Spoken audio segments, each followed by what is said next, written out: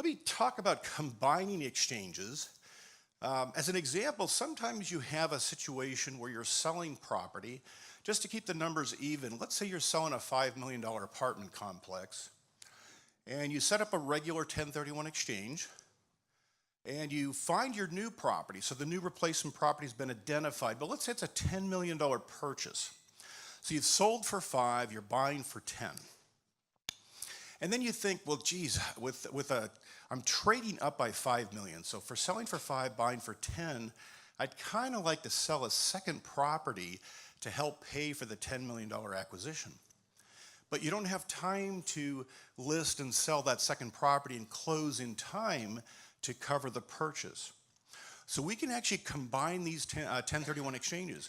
We can start off with a regular 1031 exchange.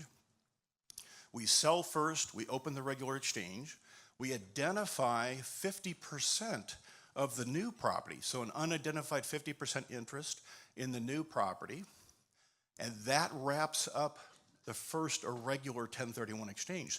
So when the purchase closes, we're going to split that property in half.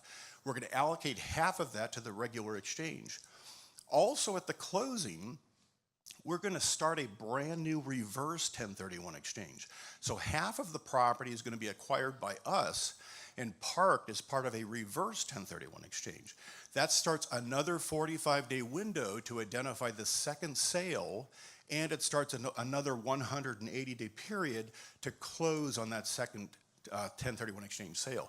So it's not one exchange for a whole year.